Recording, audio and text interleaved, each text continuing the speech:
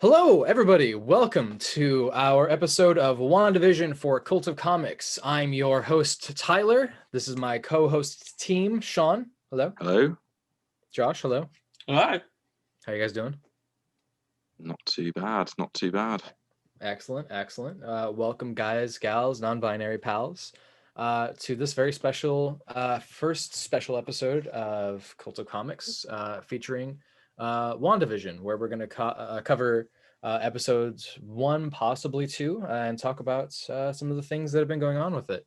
Obviously, this just came out the 15th? Friday. Yeah, Friday. Friday. Yeah, so fairly recently. So there's a lot to unpack here, but there's already been a lot of talk, a lot of conversation. Going into it, what did you guys think about the shows? It's a bit of a slow start. I mean, I like how they're weaving in the different references, and they're really synthesizing the TV shows of the specific era they're doing each episode. Was that a pun? Are you synthesizing? Yeah, that was good. it could be. Yeah, I think it's definitely a slow burn story, and I think as it goes on, it will hopefully pick up in the sort of pace of the story. But yeah, I really enjoyed it. But I think this is the kind of show that might binge better. Yeah, I loved everything about this. This is everything that I could want. Actually, I didn't even know I wanted this until I saw it. As someone who hasn't read any of like the Wanda or Vision comics, Avengers, or anything like that, there's some stuff that kind of flew over my head. A lot of references and the reason certain things were done in the actual storyline.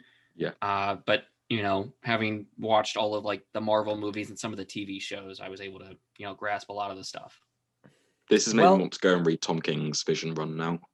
I actually haven't read that yet, but I've heard nothing but good things. I've read the first issue, and that first issue hooked me pretty good. Not good enough to continue past issue 1. No, it sold out. I couldn't get any of the other singles, and I kept saying I really want to get these singles to complete the collection, but they just sold out. So Tyler, you were saying, if somebody had read House of M, a lot more of this stuff would make sense. Like they would kind of know the underlying story. Yes. Spoilers for the episodes and House of M going forward. It's not just House of M, actually. It's kind of a condensing of a lot of the Vision and Wanda Maximoff storylines in general. But there's little subtle details within the show that you pick up on. Do we want to go into that first, or do you want to talk about the cinematography? I know you wanted to talk about that as well. Yeah, we can talk about that, and then we can talk about more spoilery things. Okay, yeah. Well, so you wanted to bring up the styles of which it was filmed. Yeah. Well, they just jump right in at the very beginning with the title card, Marvel Studios. They transition from the current lead-in showing Marvel Studios to a, grayscale Marvel Studios that you might see for a title card of a show back in, I think this is supposed to be the 50s. Yeah. Starting with, kind of mimicking I Love Lucy. You got the happy couple. They're doing, what is that? Single camera? Yes, it is. So it's not just I Love Lucy. It's also mimicking Bewitched, I Dream of Jeannie. Well, I Dream of Jeannie was a little bit later, but yeah, Bewitched and I Dream of Jeannie are more episode 2. Yeah, I would say 60s. So. And maybe there's actually a reference. Honeymooners, is that right?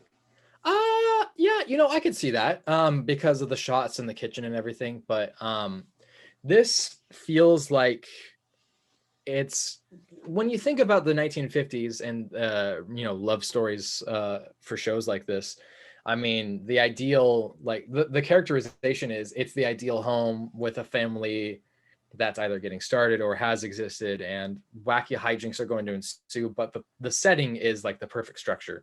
It's the dream of owning the house with the yard and everything. And American dream. I don't want to get too caught up in my own asshole about the details about why the 1950s ended up being that way. But the oversimplification is because post World War II, a lot of money was coming out of in and out of America. And that's why the working class nuclear family was so wealthy and well off. So that's where that kind of romanticization comes from. And the stuff that you see in I Love Lucy and in Bewitched is very much seen in this. So that is actually going to be something I'm going to tie into the House of M stuff that we're going to talk about. So I'll wait. But just remember, there's a reason why, in my mind, they chose the 1950s shows like this, because it's a dreamlike state. Yeah. As far as the cinematography, episode is supposed to be a different decade, so they're working their way kind of forward.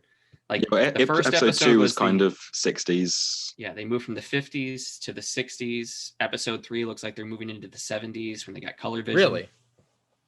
Yeah, at some point they're going to do a 90s episode, and they're going to base it off of maybe like, it'd be really great if the 90s episode mimicked Full House, because Elizabeth Olsen's sisters, Mary Kate and Ashley, were in that. Sure. That'd be a good tease. That would be really good. The thing that I noticed as far as cinematography is that, so I'm happy that they were able to stick with digital and create the effects, but the lighting on this was phenomenal. It's emulates it perfectly. It is pretty bright. Yeah, I'm just going to say they made Paul Bettany's vision makeup blue for the black and white episodes because it showed up better with filters. Yeah, that's interesting. Same with if you've ever seen a color picture of the Munsters TV set. Oh God, it's so good. Have you seen the color pictures of Addams Family? It's all pink. Yep. Munsters too. It's about the same. That's so funny. Yeah, that's just so funny. So they almost keep the camera fixed. The camera doesn't really move. It does left and right very much, just very little bit. It kind of does the typical sitcom thing of like the 3-camera format. Yeah. Absolutely. That changes with in the first episode where Vision's boss, air quotes here, comes and visits and everything, and then suddenly there's that camera angle change. Yeah, it changes to single camera, and it's much more modern technique. Absolutely. Yeah. No, the and lighting this is going to be a thing that we're too. Yes. Like it's just a bit darker. Yeah. Yeah. What's the name of that actress from that 70s Deborah Jo Rupp. I love her. Yes. Yeah. That was such a good, like, I didn't know she was going to be in this. This was so I think I saw her name in the credits somewhere, and I'm like, oh. It's amazing that they were able to get her in for this, because she fits that role really well, even if it's minute. Yeah. Well, she showed up in episode 2 as well in a small role, but she was present. Yeah, she's definitely recurring in this. Yeah. I think all the actors did a great job with this kind of 50s cheesy acting. Yeah. Did you guys notice the transitions at the end as he uses the former remotes? He's the one who turned off the thing. Yeah, I saw that I think it was the second episode that I noticed he was holding the remote. I noticed it in the first episode as it transitioned out, and then you saw the shot. Did you see who's monitoring them? I didn't. Yeah, I've read up on that. Okay, so for people who have watched the episode and want to continue moving forward, cool. For people who haven't watched it, pause it or something. Skip ahead. Yeah, or just don't watch it. Why are you watching this episode? Go watch the fucking show. Yeah. Spoilers for the show. 22 minutes Full for the first spoilers. episode. First episode's only 22 minutes. You got nothing to do. Like it's the MCU. You're going to watch it, so yeah. Who are we joking? 10 episodes, maybe. It's 9. I think so. It's 9. 9. Could be 10. So could be 8. It's obviously Sword monitoring them. Oh yeah. And I didn't know that Sword used the hexagon. I always thought there was just something like the Jedi Temple symbol. So the symbol is I see mostly the sword off to the side. That looks like the Jedi Order kind of whatever symbol. I could see that. I feel like the big thing that I noticed for the transition out was seeing the sword symbol, but also seeing the backdrop of what the technology is and like them monitoring it. Did you notice that the camera, the television that they're watching is watching them, and it seems like it's either like Wanda's probably like in a tent or something of her own creation or something of that sort. This is where we get into House of M. Yes. So, okay. I think the easiest way for me to just explain this is House of M was created because... Are you guys familiar with the Wanda Maximoff history or anything? A little bit. Do you know about her kids? No. Vaguely. She was pregnant and had kids and those kids died. So okay. She experienced trauma from that caused her to okay, so want that to was the trauma. That was the thing. So she shaped reality. She reshaped reality to her own will to create the new kids, but it started messing with what was going on around her, and that's what led up to the events of the Avengers Disassembled. What Who happened was there? the bad guy was what, Satan or Mephisto or something like that? She tried to make it seem like it was Mephisto or something like that. Okay, because I had one of the spoiler things that I had been reading was like Satan or Mephisto had taken on the form of her kids or something like that. Oh, you're talking about with the death. She, No? when she reshaped the world and got her kids back. So when she reshaped the world and got her kids back, there was a lot of conflict about what was going on with that. All that we really knew what was happening was there was the end of the Chuck Dixon run on Avengers. Then it leads up to Bendis's Avengers Disassembled. So she's reshaping reality. The Avengers are catching on to that something's going on. So she makes She-Hulk go crazy and start rampaging everywhere. I think one of the things that I remember is her basically saying like, no more mutants. That's later on. Okay. So what happens is she, and this is fucked up, she kills Vision, makes him explode everywhere. Doctor Strange has to come in and then is like, what, look, I'm here to try to fix and figure out what's going on here. Avengers is like, we're under attack, we need to figure out what's going on. Maybe her chaos magic is something to do with this. And then Doctor Strange says, what are you talking about? This is where this is going to get tied with the upcoming Doctor Strange movie. Doctor Strange comes in and he's like, I don't know what you're talking about. I've studied every magic in the world and there's nothing out there called chaos magic.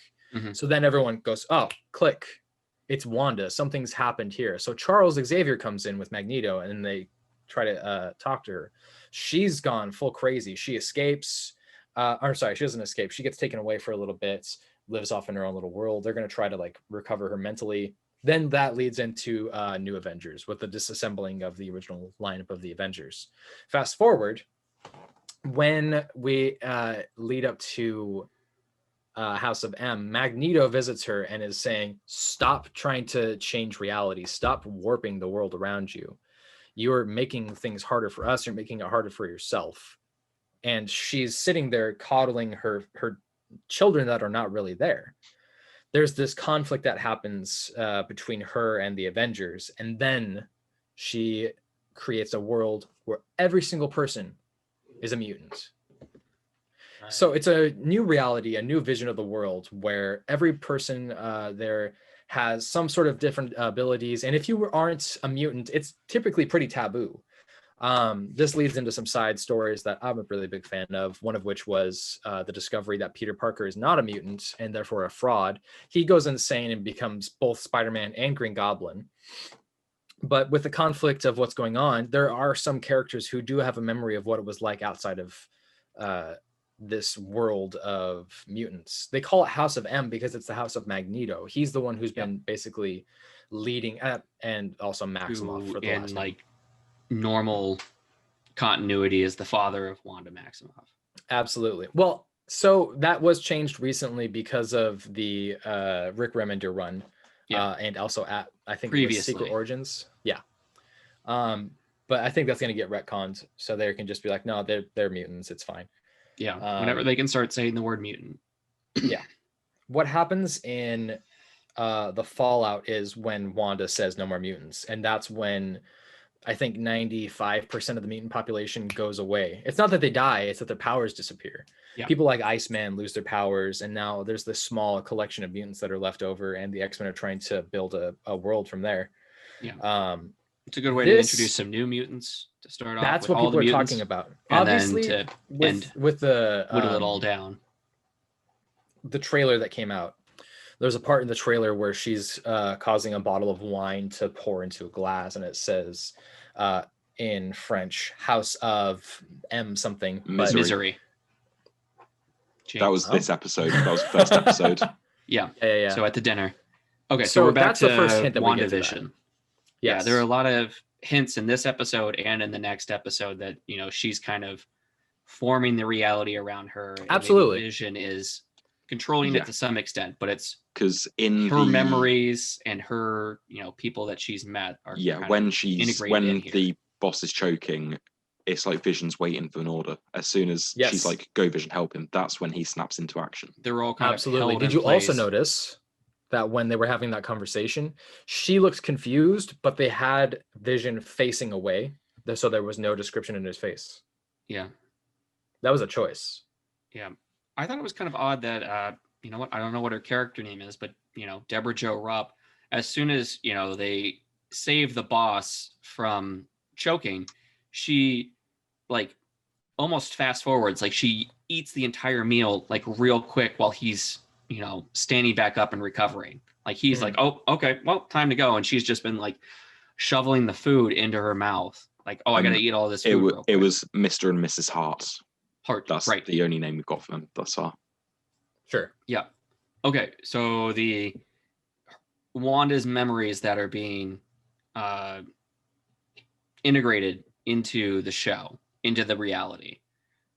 There's a couple of them. So there's the Sarkovian hello, where you know they put the hands over the eyes. They said that was reminiscent of Avengers: Age of Ultron, when she gets behind Tony Stark and is, you know, altering his memories, or you know, inspiring him to save the world. Which I think is kind of a reach, but I mean, I guess I wouldn't necessarily put it past Marvel to do something like that, because they are cheeky like that. But yeah, if that's true, I like that. That's clever. Yeah. So there's the commercial. Yeah, there's the big scene. Yeah. Of each episode. So this time was a Stark Industries toaster. Mm-hmm. For the first one, and then in the second one, there was a watch with a Hydra symbol on it. Yeah, it was a Strucker watch.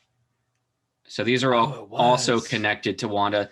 Somebody had mentioned that the red beeping dot on the toaster might have been like the live bomb that, you know, when they were as kids, they were buried under rubble and they basically had to stay still because there was a live bomb next to them. They said that might have been, you know.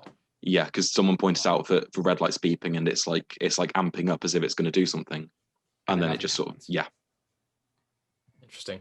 And someone also pointed out, could the two actors in the Stark advert represent her parents? Maybe that would be interesting. This is. And with the with the commercial in the second episode as well, it's like it's representing her trauma if it does keep up this trend, because you had the bomb in the first one with the toaster making the sound. So then you've got her being tortured by Hydra and Strucker. Yeah, maybe the next one it'll be, you know, it could be her blowing up the building in Civil War, or her Quicksilver dying. Yeah, absolutely. And then as well in Civil War when she accidentally blew up that building. Yeah, Crossbones. Right. Oh, okay. We could see this stuff come up in future advertisements, sort of being teased. Yeah. Before we go into more about this, I just want to say something really quick. I love that this is a show inside of a show. I love it because episode 2 had me laughing so hard. And it actually did feel like an old school sitcom. That felt genuine. But I'm sitting there like, I'm enjoying this, but I'm also looking for all the other stuff. Like, I'm not bored about anything about this. This is an entertaining, engaging it was show. Not what I expected. No, I expected them to kind of really jump into it, but they're kind of. I expected there to be a lot more their way back and forth with like modern day and sitcom stuff. I was expecting it not just to be a little tease at the end of the episode. They're not aware yet that they are in a TV show. Yeah. Well, for all we know, Wanda's the one who's in charge. Yeah, there is one thing I want to mention. Yeah, because Vision is dead at this point. And absolutely. There's a little detail when he's doing the magic act in the second episode. He says, "I'm an illusion." Mm-hmm. Oh, you're right. Wow, good point. Okay. The article that you posted commented that Jimmy Woo was the one who was calling for Wanda in the radio. Yeah. I didn't really pick up on that. I thought that was. I couldn't tell who it was, but they said it was him. So he was an Ant-Man. He's credited in the episode as well. Okay. On IMDb, he's credited in the episode. I should have looked for that then. Ooh. Yeah, there's just one thing I want to mention about episode 1 before we move on, is in the sort of opening scene of them in the kitchen, she smashes a plate over his head. and she says, "Oh, my husband and his indestructible head." Yeah. Well, his head was far from indestructible. The last time we saw because him. That's why. That makes sense because his fucking head got ripped off by Thanos. Yeah. Rip Vision. Damn. All right. Good. Oh man, I missed that entirely. I slept. Okay. Cool. Yeah. So episode 2, they do the Marvel Studios title card again, but they don't do anything special with this. I thought they would have, done something, but they did an opening credits. What do you mean they didn't do anything special? Well, it just says Marvel Studios. It's the regular red and silver. So in episode 1, they went, black and white, made it look like an I Love Lucy's title card. They didn't make this. Well, that was actually referencing Bewitched, which, by the way, was hilarious because this one actually felt more like I Love Lucy than Bewitched. Yeah. So they do the credits like that too. They do. Did you notice there? Well, you guys probably don't know about this. So I had an ex who was really big into I Love Lucy, so much that it was a little weird. Too. Yeah. The sequence where they have the 2 separate beds was actually because of a censorship thing. Mm-hmm. That was an old thing from the 1950s because it was too insinuatory. And then they kind of like say "fuck you" by merging the beds together like that. They're jumping forward in time. You've got to love some of these old-timey logic censorship laws. It doesn't really make a whole lot of sense. No, like they're married. Like in some TV shows, they've had kids, so they've clearly done the deed, but they're not allowed to be in the same bed. Well, she's at the end of the episode. She's, Oh yeah, preggers. Instantly pregnant. By How the did she way, get pregnant when they're in separate beds? I'm getting on to they the do it in the censorship shower like normal people. This is why I think that personally it's tied to the whole House of M Avengers Disassembled thing. I think that she's making herself pregnant with his baby. I think this is all a facade inside of her head. Like she's lost her mind. She's warping reality because of her powers, and has made Vision and the baby and everything about it. This is all one big creation for her. Yeah, she's clearly in some, whether it's a coma or a simulation, or she's created her own little bubble world in the main universe. She's definitely, this is all her creation, I believe. What do you guys think? Who do you think is the beekeeper? So someone said that might have been a Hive member that's just been made to make sense as a beekeeper or something. Oh, Hive. Or just somebody in a hazmat suit. Just like a hazmat I've suit. seen some that doesn't people make say sense it's for like, what's going on here. Maybe a beekeeper would make more sense. We don't want to break the illusion. It's AIM. I was about to say that's AIM. It. Yes. Because he's got like a radioactive suit. Wait, Hive is DC, isn't it? Huh? Hive is DC, or is there Hive in Marvel as well? I don't know, but I know that. Okay, so here's my logic. Okay. There's a Hydra symbol on the watch, and AIM is tied to Hydra. Mm-hmm. That's my logic right there. That's all I got so far. And the fact that the beekeeper suit is very similar to the.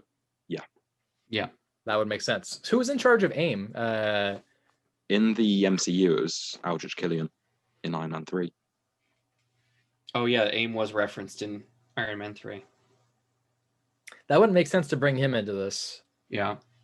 So in the kind of Bewitched style credits, there's the shot at the grocery store. Mm-hmm. And in the back, there's a couple Easter eggs there. They have the Auntie A's kitty litter. Someone had said that was supposed to be Agatha something. Another villain. I don't know. Let me check that real quick.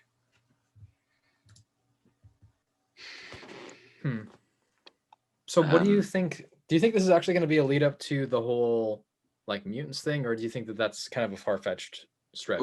I wouldn't put anything out of bounds right now. It's possible, but I think this must have been in the works before the Fox merger. This?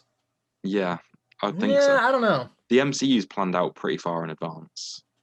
They've had time. Yeah, sure. Yeah, they could be doing it. I wouldn't put it past them. I'm not going to put that out just because the pandemic happened, obviously. So yeah, because Winter Soldier, Falcon was supposed to come Agatha first. Harkness. Bova and Agatha Harkness. Which was referenced in the opening sequence. Go ahead, Sean. Winter Soldier Falcon was supposed to come out before this show, but because of the pandemic, it got pushed back, and WandaVision was bumped up to first. Okay. So I don't know. But yeah, one thing I want to point out is, let me just double check this before I say it, actually. Someone else speak. Okay. So we've made it past the credits. We're in a kind of Bewitched style thing. There's a big, magic show fundraiser for the kids, but you never see kids. Oh, shit. That's a good point. It's all parents and adults. I mean, he goes to a library. There's a, meeting for the neighborhood watch. And it's just, the public library. He goes to the Westview Public Library, and there's no kids in there. It's just a bunch of adults meeting. Yeah, and I've seen someone point out that him going to a security meeting, is this something to do with, is there some great meaning to that? Such as them trying to get past Vision's firewall or something? Well, the toy helicopter was definitely like a drone or something of sorts that got something that had to be hot. Explained away. So here's a toy. Yeah. I don't know why it's in color, but yeah. Oh, well, because that's outside of the realm of her fictional fantasy world. So because of that, that's why she adapted it all to colors, because she's trying to compensate and then find new ways to make her own reality become something more helicopter has the sword symbol on it as well. Yeah. And I will just say, Geraldine, the character we're introduced to in episode 2, is Monica Rambeau. Yep. Who was the Geraldine, the one who gets sort of Teyana Paris. She's gonna play the little girl from Captain Marvel, grown up. Yeah. Teyana Paris is gonna play is going to play. I knew that she was going to show up, but man, I'm excited. I didn't realize. She's already there. Yeah, and we have Darcy showing up next episode. Mm-hmm. From Thor. Okay.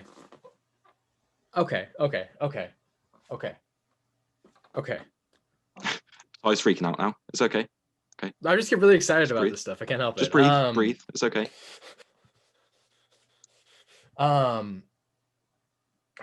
Man, so speculation. Do you think that she was pregnant and had a miscarriage in between? Quite possibly. Whatever. Do you think so? If Vision could knock her up, maybe. Because they were off banging at the opening of Infinity War. Yeah, that's what I was thinking of. I was thinking about that in specific, where they were just off, living their romantic life. He is essentially a living thing, because that was the whole point of Age of Ultron, was this machine creates living tissue. Mm-hmm. Oh, shit, you're right. He is essentially not a robot. It's possible.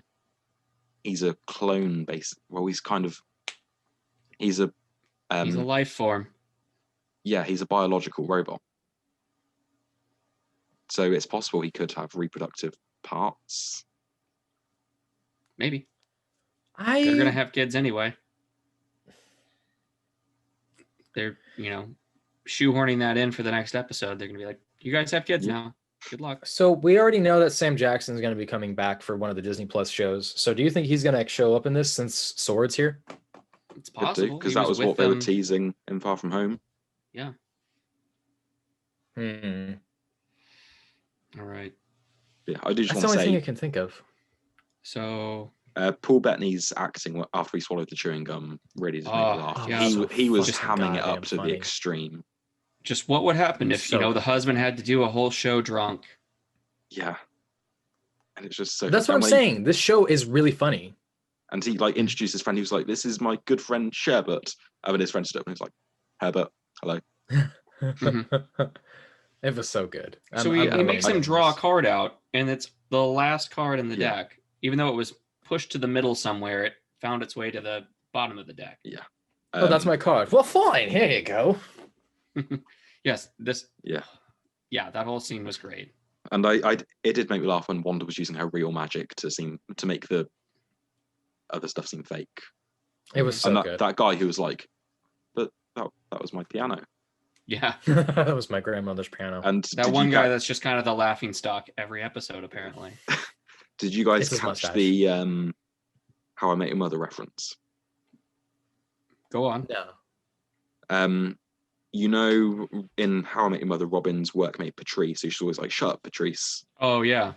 Yeah, she was in this as Bev, and when she's like, "Is that how mirrors work?" the person's like, "Shut up, Bev." I thought I recognized her. Okay, I didn't pick that up at all. Yeah, I picked up that she was Patrice in How I Met Your Mother, but I saw someone on Reddit point out that they said the same line to her. Okay. Well, it was like no one asked you, Patrice. Yeah. So here's my recommendation to the both of you at this point, before the next episode comes out. Go read Avengers Disassembled. It's a short story. Go read House of M. You don't need to read very much anything else. Get back to me. I want to know what your thoughts are. I'm going to go read the Tom King Vision storyline, and then we'll be all caught up on that. Because I want to know what's going on, like as far as like the Vision references. I know that there was a point where Paul Bettany's opening with like the Bewitched kind of style one where he's phasing through the floor. Yeah. There was a helmet, and it was the Grim Reaper's helmet, which that's Wonder Man's brother, right? I do not know. Yeah, that was in the spoilers thing. Something like that. Which, by the way, Wonder Man, come on, guys. Marvel, get on that horse and bring me some Wonder Man. I love Wonder Man. Wonder Man and Wonder Boy. Wonder Boy. Yes. And just one more thing I'll shout out is Young Nasty Man. Catherine Hahn's acting as well was great in this. She really suits that sort of hammy, she can cheesy. definitely. I mean, they can all really match that era of television. I saw she someone just does point the out run around. Yeah, she I saw runs someone around point everybody. out. Yeah, someone said that she's basically playing her Parks and Rec character just in the 50s. Yeah, well, I mean, Catherine Hahn does that in a couple different things. Yeah, I like her. Yeah. So we're running out of time, so I think we're going to wrap that up there and just say thanks for watching. Give us a shout out on social media. You can find me on Twitter at TCHBrown. Yeah, you can find me on Twitter and Instagram at SeanWalsh747.